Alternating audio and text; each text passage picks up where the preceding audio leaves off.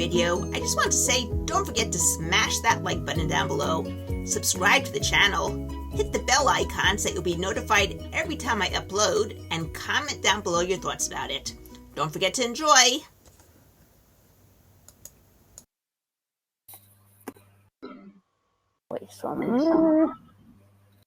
Okay, everybody, this is our next session in the relationship workshop.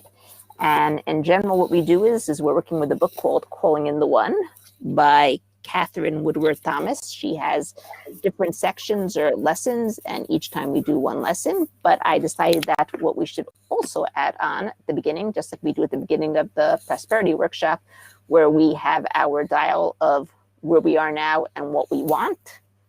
Let's do the same dial over here about where we are now in terms of relationships and where we want our relationship to be at the end of the day. Well, or at the end, as soon as possible, at the end of the day. That's just an expression. All right, so everyone decide where you want to be in terms of your relationship, what's your ideal place of being, and where you are right now. And once again, we're going to first do the dial, and then we're going to do a general tap about it, and then we'll get on with the book. And Hoy, for you, since you haven't been with us till now, you can either just follow along from wherever we are, or you can get the book and you can actually read it, or you can just follow along with you might record it. It might not be all from this specific workshop, but you'll see that it is relationship workshop. The recordings are all there on Learn It Live. Okay. Okay, so let's first do our dial. Decide where you are right now and where you want to be. And even though it is, if you do have a girlfriend or boyfriend, this is for anybody who's out there in the world, in the wide world who's watching it too, and for us guys over here, it's very tempting to put it that we want to be married to this specific boyfriend or girlfriend. But I will urge you that you shouldn't do that, because it could be that the universe or God, whichever you believe in, has someone better in store for you. And if you put it for the specific one, then this is probably the one you're going to get, but it might not be the best one for you. If it's the best one for you, you'll get it in any case, whether you put that person as your final goal or not. But if you leave it open to God or a universe to decide, generally you'll be in a better place at the end of the day. Okay, is that clear? So, decide where you want to be in terms of relationship, and let's do the dial. Touch the dial, point where you feel it, turn it to the other extreme, the place where you want to get to. Notice the shift and changes that occur inside. Keep going back and forth until you can't go back anymore, until it's stuck at that final place.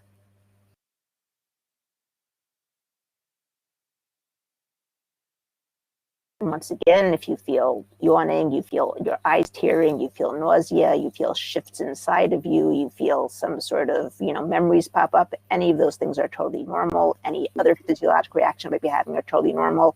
It's just the way that your body processes through all the references and experiences that are holding you in your place, letting them go so you can get to the place where you want to get to.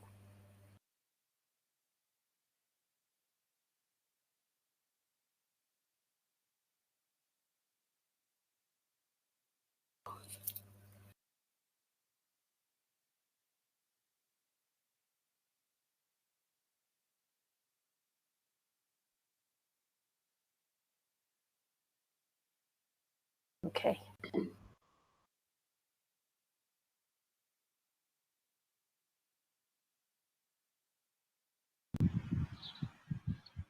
And by the way, if you already are in a relationship, you can also just say, I want a better relationship. I want to improve it, because as good as relationships are, they can always be improved and become even better.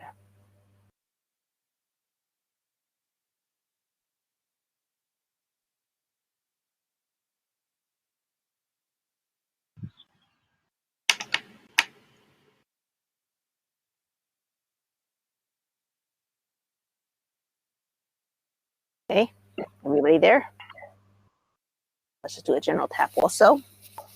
I allow in that best relationship that I want. Allow the best relationship I want. however I want it, However I want it. whenever I want it. Whenever I want it. I want it. I allow it in, I Allow it in. and I release all the obstacles release all the All the obstacles that are standing in my way that are standing in my way of getting to that ultimate relationship, and getting to that ultimate relationship. the one where I'll be happy, when we're all I'll be happy. feel respected, feel respected, feel supported, feel supported, and respect and support back. and respect and support back. I allow in that relationship allowing that Relationship. with all the good things that come along with it, and I release any obstacle that stands in the way. I release any obstacles in the way. Let everything else go. Let everything else It's safe to allow in that relationship.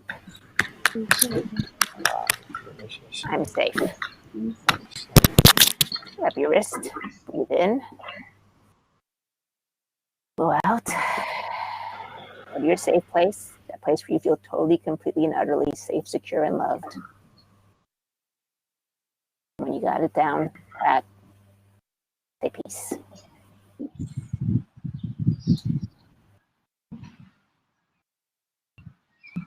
Okay, in this next chapter that she's dealing with over here, she talks about making commitments. Now, many people say, and I'm guilty of this as well. I've been guilty of this for a long time in my past, where to a certain extent, I'm constantly attracted to those people who are unavailable to me. Even if they're available in general, they would be unavailable to me.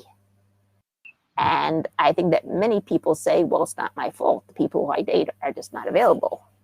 But if you have a constant pattern of meeting people who are unavailable, it's time to look inside and see what you're actually holding inside about yourself and about what you feel about commitments.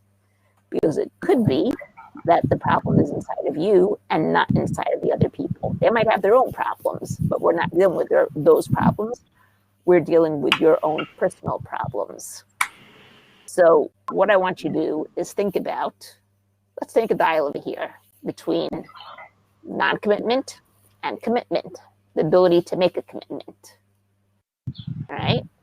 And if the scale is 0 to 10, where 10 means I'm able to fully commit myself to something, and 0 is I'm not able to fully commit myself to something. And by the way, if you think about other areas of your life, be it your work, be it your hobbies, be it your friends, be it your romantic relationships, if you have problems in any of those areas about making commitments, for instance, you start something and then you stop it, you don't finish it, or you become friends and then you lose contact, or, all those different things, it leads to the same idea of that fear of making commitment, fear of committing yourself to something, maybe because you're afraid that you're going to lose out on something else if you commit yourself to this.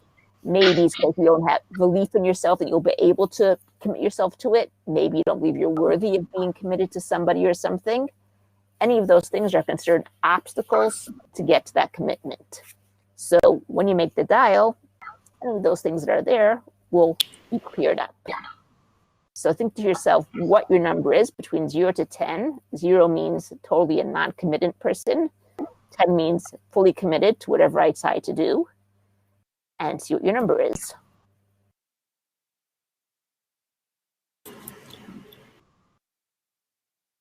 And once you got your number, reach out and touch the dial. Point to where you feel it inside of you. Notice the feeling. Turn the dial up. Notice the shifts and changes that occur inside as you turn the dial up. Keep turning the dial back and forth up until you can't turn it back anymore. It's stuck over there.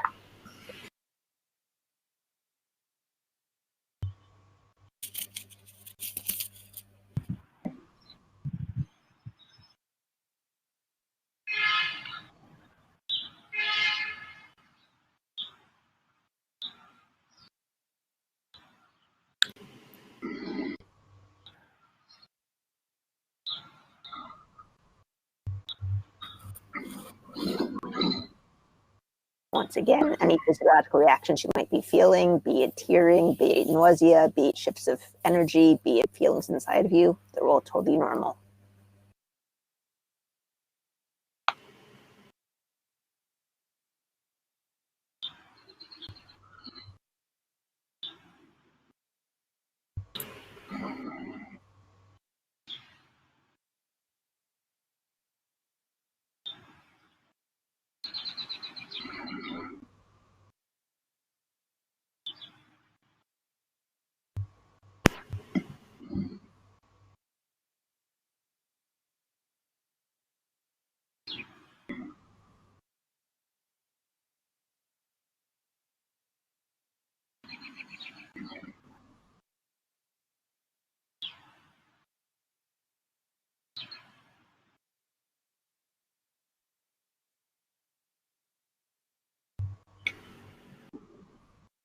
I'm almost all done here.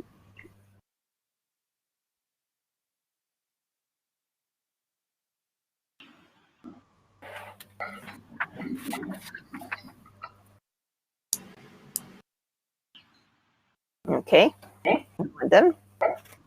And now we'll have a few questions over here, which she gives to sort of gear you towards the idea of becoming more committed to yourself, number one, because unless you're committed to yourself and to your own self-growth, self-development, and happiness, you can't really fully commit to somebody else. So what are my commitments to myself? Start with that. And no one has to share who doesn't want to share. You might want to write down a journal. Yeah. Can you repeat the question? What are my commitments to myself? I can say that I'm committed to myself to being a good mother. I'm committed to myself to give the very best value that I can to all my clients, although I'm not sure those two are considered things I committed to myself. I'm also committed to myself at this point, and I wasn't always committed, to take care of myself personally. To make sure that I'm dressed well, to make sure that I feel good inside, to make sure that I eat well, to make sure that I buy things for myself that I know are going to nourish me properly, both whether it be spiritually, whether it be physically, whether it be in terms of physical stuff. Anybody else want to share? Well, I can share something. Mm-hmm. Yeah. Well, for the longest time, I knew I was committed to like never give myself up, for I knew I wasn't in the best situation. I didn't put myself in the best situation for me to, be in abundance. But I never like, okay, I'll keep working, keep working. So that's pretty clear. And right now, like, I just want to be happy, because so I want to be more committed to being happy, like long-term happiness. So important things. Yeah. Yeah. So what else? Being committed. Yeah. So yeah, that's about it for now. Mary, or yeah, do you want to share something? I'm committed to myself to learning and growing every day. Mm-hmm.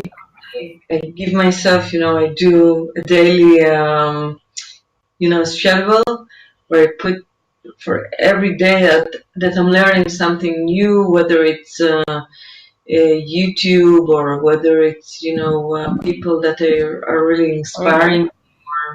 Right. Learning sales or learning, nutrition. Mm-hmm. Yeah. I'm committed to do at least four days a week. Good. Excellent. About 1 hour yoga, like Excellent. 40 minutes. And I'm committed to myself to to keep very strict with nutrition. I'm getting off of sugar Wow. and going to ketogenic, like keto diet. Uh-huh. And it's really demanding, to get things or, to get everything, to Right. buy the groceries you need to, to prepare your week for.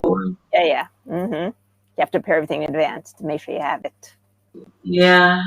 And also to I commit myself to be in a very close relationship with my kids that, left home and are kind of, scattered.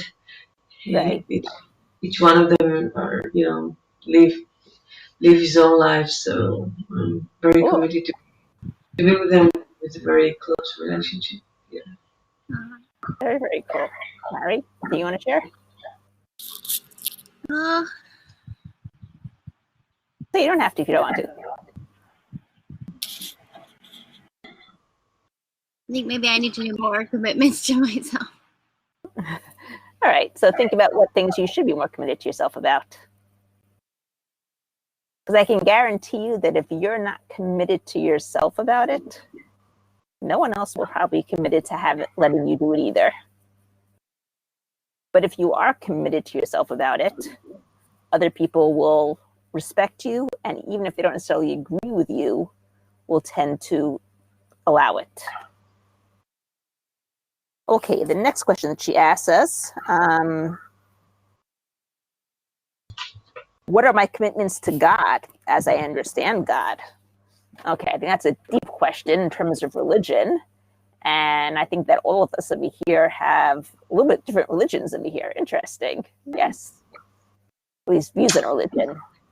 Yeah. So, Well, I'm not religious, but I can turn this question is to what do I commit myself related to, the wide awareness that, are um, connecting between all, mm-hmm. between everything that is, Right. Right. Well, I'm not going to get into my religious beliefs over here, but I am definitely committed to connecting with consciousness as a whole and Mm. working together with consciousness for the best of everybody, not just for me. For me as well, but for everybody. Anybody else? Hoy? Mary, you want to add something? Yeah, definitely. Like when I always think about what happened. I mean, why those things happened, in my life. So it makes me more sensitive to like suffering. When I was watching a videotape on how the journey of the Buddha, the Buddha, like he witnessed, he was a prince, then he witnessed suffering, people dying, suffering, dying, so he had a epiphany of, then he became a Buddha or something. So I was wondering why those suffering happened to me, so it made me more, just more, I think it made me have a bigger heart, just made me wanted to help more people, because I see other people just enjoy themselves, just like doing normal stuff. I'm not saying they are entitled to just be in a circle, just like they've experienced what I experienced. Right. So just what I want to have reach a deeper meaning of life, basically, like I cannot just get a better job than live happily forever. I just feel like I have a better calling, just like what you're doing, like you want to help a lot of people, and for me, like in some way, a similar way but different, I want to reach and help a lot of people because I suffered a lot when I was a kid. Right. I just like the pain drove me to think about more, I cannot just sit and be those rich people. So like I feel like getting rich is like money wise, just like regardless I'm getting there, but like I want to fulfill more. So basically that's like how I see the because like the relationship with God, like um he put me into those situations. I was born into those situations. Like you told me, like I couldn't choose where I was born into, But Right. so those things, environments happening have meanings, and Definitely. so the meanings, like I got to meet you. I got to meet you. Just connect, similar mind, connected. So I was afraid to reach out for help, and you just giving help, generously. So like, and I was reaching to EFT people before like people. I was calling people, and some nice lady just offered free sessions as well, like long time ago when I was in college. So I knew I needed help, and I wanted to help a lot of people who was suffering, kind of. So that's one of my callings. I think I got it from God, because I don't want to never steer away from that, because like I don't want to forget. I want to heal, basically, like everyone kind of suffer, in their own little ways, but like I want to help, basically. I think that kind of, because like making a lot of money doesn't really make me happy, because if I cannot help a lot of people, so so that's why I'm not the happiest right now, because like if I get to help a lot of people, I mean, I can, like I said, I can enjoy just singing along in shower, just singing along music, just for my own entertainment. I enjoy singing, I enjoy music, I enjoy artistic stuff. But for me, the deepest joy that I can get, just help people. Like I can, but somehow I think I'll do that. That would just bring me closer to my purpose. Somehow I do those things. So It will happen. yeah, it will happen. Yeah. What about you, Mary? Anything you want to add? No, I think it's interesting to hear about everybody's. Well, you're in general in the helping trade as a nurse, so. Okay. What's the next thing here? Which of any of my commitments have become obligatory and outdated and should be either renegotiated and or released? That's an interesting one. Can you translate? There was a word I didn't understand. Okay, basically what they're saying is that people make commitments to themselves or to others.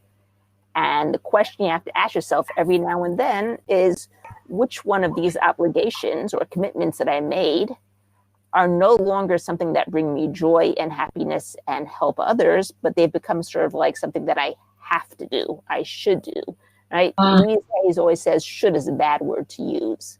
Because should sort of means that's something that you don't really want to do, but you should do. So you start to push it off by should do this. So commitments that have become shoulds are not necessarily the best of commitments to have. Do you have your like some generic examples? Generic example of something that let's think. She doesn't give any specific generic examples, but let me think if I can think of a generic example. Hold on.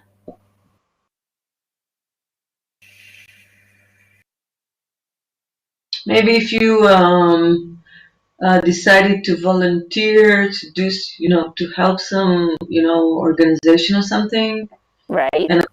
And after a while it becomes a burden and you don't enjoy it anymore, and some relationships there are getting in your way, and you keep on doing that you feel you should, but you don't like it anymore.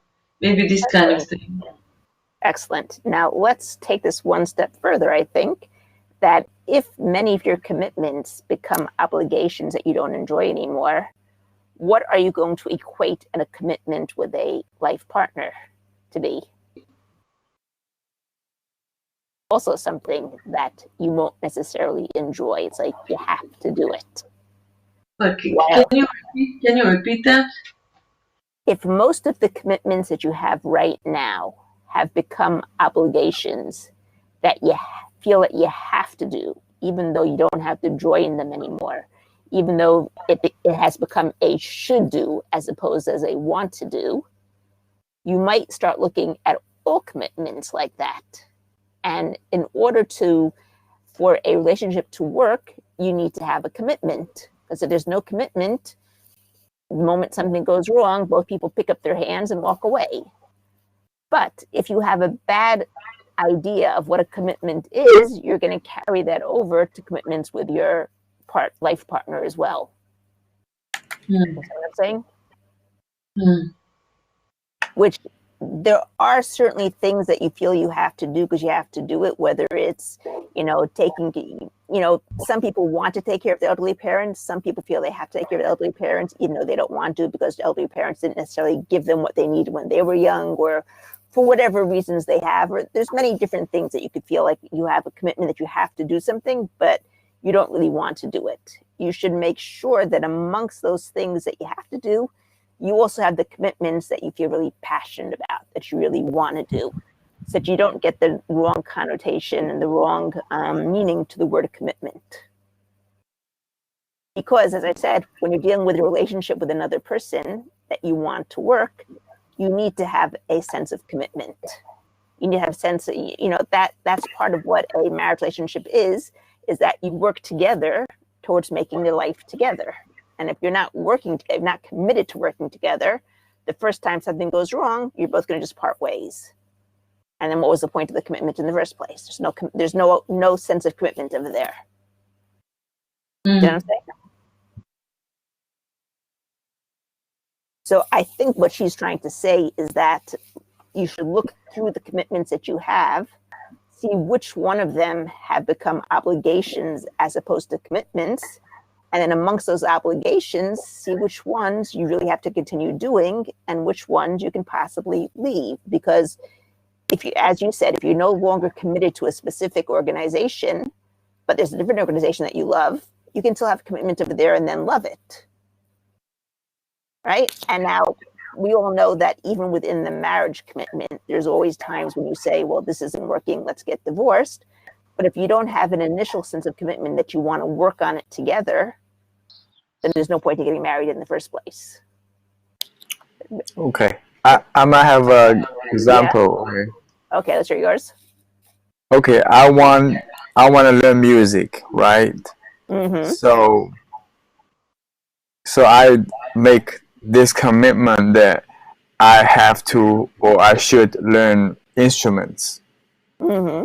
Like learn guitar or mainly just guitar or any instruments. And a lot of musicians don't play instruments.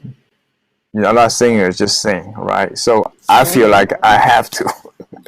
So this like I still kind of committed. I still feel bad about not practicing guitar.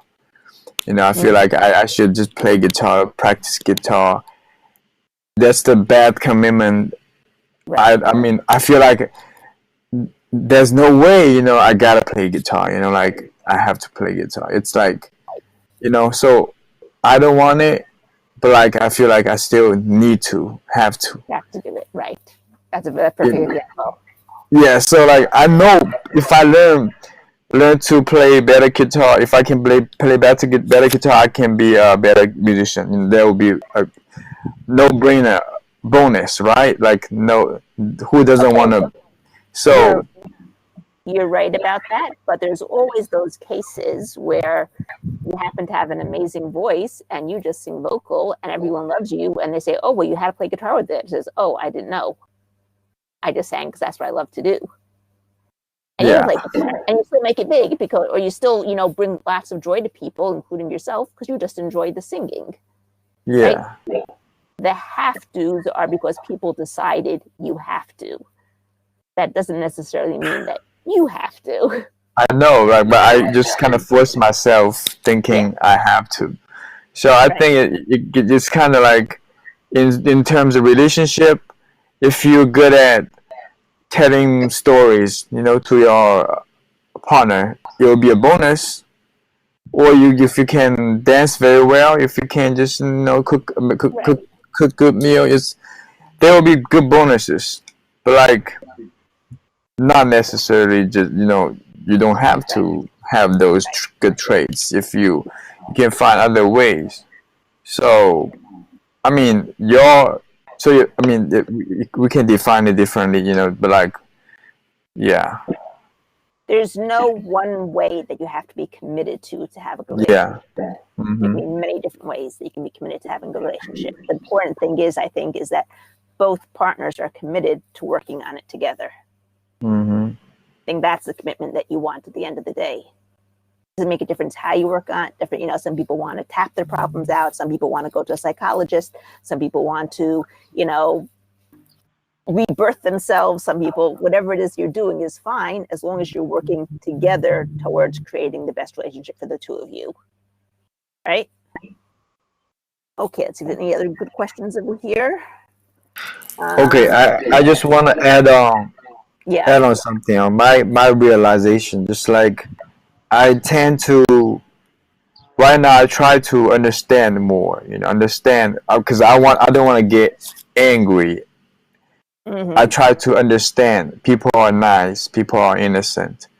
They're not trying to do bad things purposely. To me, like, Right. and it helps me a lot more because like I'm trying to be more understanding It and would, it would help a lot of people a lot more if they became more understanding. yeah, because like I wouldn't want to be angry at something at someone like and thinking about this and that but they're not. People are nicer than what I created for them, like for And their you know what? image. An interesting point. I have a friend who's a foreigner, and she has a friend who's also a foreigner. They both married someone who does not speak the same language as them as their mother tongue. And they've both been married for, I don't know, a good 30 years or so. And they were talking to each other about it. And they said that one of the reasons why they think that they married for so long is because they don't make assumptions about what the other person means. Since they're not speaking the same mother tongue, they're never sure about what the meaning the other person's saying. So they just ask, do you mean this? Or explain to me what you mean. And Yeah, so there's a lot of misunderstandings that are avoided like that because many yeah, people make assumptions. They say, oh, that's what he's thinking, that's what he's meaning, when wasn't at all what the person was thinking or meaning. yeah. So because I got the receiver ends, because like people are some assumed don't assume me. I wasn't thinking like that, but and I don't want to assume. I'm trying to be uh, trying to what you call it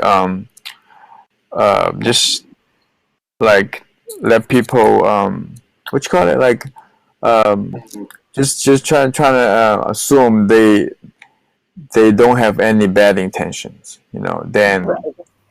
they have Starting with the assumption that they have good intentions and working yeah from there. yeah working from there. It's a lot. It helps me a lot because I don't want to get angry.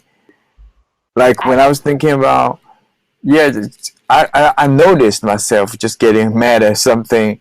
right. But like they're not. They just like they're not behaving like I imagined. So like Yeah. I was mad about nothing basically. You know. So yeah. I Mm-hmm. think that's an excellent piece of advice for all couples who are in a relationship who always start with the assumption that the other person is not trying to harm them. Yeah. And once you start from that assumption, you can then start trying to understand what exactly they are doing or saying in the right way so that you miss all those misunderstandings that you could have had otherwise if you just made assumptions. So Yeah, that's but excellent it's point. hard though. It's hard. It's hard because if we got hurt earlier, many times, we Yeah. tend to assume. But I think I started to notice the fact that those people are not the people from the past. So I need to give them a pass first. I'm working on it. I'm just starting to notice that. I will go one step further and say, even if those same people could hypothetically be the same person in a different pair of shoes, the moment you are looking at them from a different perspective, they are no longer that same person in a different pair of shoes. Yeah, that's true. So That's true. interesting point. Good point you made. Mm-hmm. Okay. Last question over here are what new commitments can I make to help expand my sense of connection and belonging in the world? So the one that you just made right now was an excellent commitment to make to yourself, to always look from the point of view that the other person's not trying to harm me. Mm-hmm. And then work from there. That's an excellent commitment. Anybody else have a commitment they want to point out? Can you repeat the question? What new commitment can I Make make? that would help you expand a sense of connection and belonging to the world. Feeling connected to the world, to your partner, to your friends, to your community.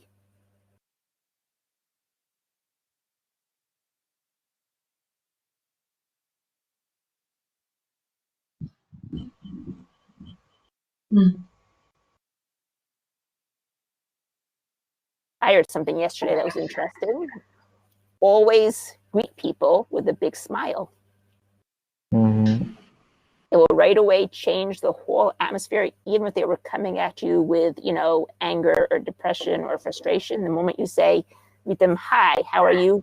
With a wholehearted smile, not a fake smile, and a wholehearted hi, how are you? The whole interaction will change. Mm-hmm. Anybody else have any ideas?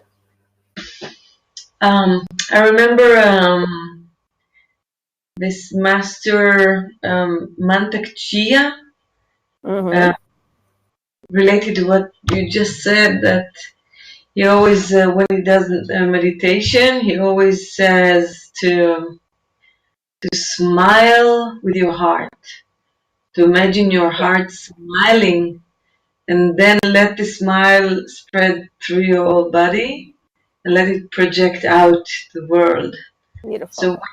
when your heart is smiling, you are smiling, and and it comes back to you. That gives you the wholehearted smile. Exactly. Exactly. Beautiful. Yeah. Now I know where I got it from without even knowing it, inadvertently. Let this pass through the consciousness. Barry, anything you want to add?